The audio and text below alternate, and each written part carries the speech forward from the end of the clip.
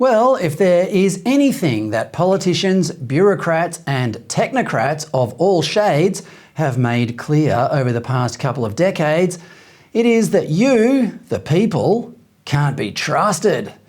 The latest example of this was provided this morning when Prime Minister Anthony Albanese released the wording of the proposed change to our constitution to incorporate an Indigenous voice to Parliament. It says, quote, "A proposed law to alter the constitution to recognise the First Peoples of Australia by establishing an Aboriginal and Torres Strait Islander voice.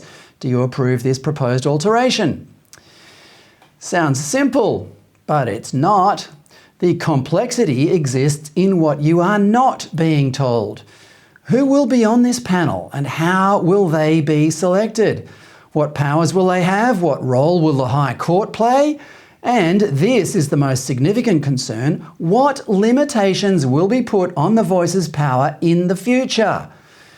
New Zealand had an advisory panel like this once. It was called the Waitangi Tribunal, and it was established in 1975 to do the same thing that Australia's proposed Indigenous voice to Parliament will. But as John Story at the Institute of Public Affairs found recently, quote, "In New Zealand's equivalent to the Mabo case, the Lands case of 1987, New Zealand's highest court held that the Treaty of Waitangi was binding on the New Zealand government, in effect becoming New Zealand's second constitution, although no New Zealand voter got a say in the matter," unquote. New Zealand is now co-governed along ethnic lines.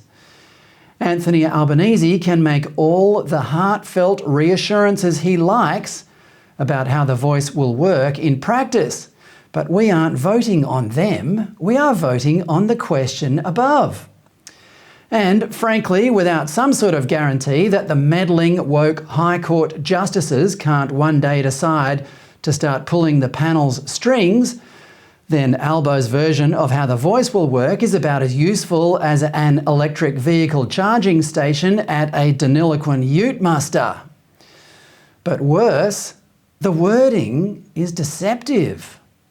When it says, "recognise the First Peoples of Australia by establishing an Aboriginal and Torres Strait Islander voice," it's actually conflating two issues into one.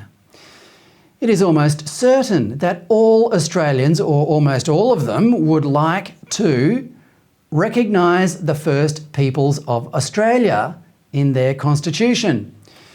There are not many reasons why our constitution can't acknowledge their existence on the continent prior to 1788. It's a statement of fact.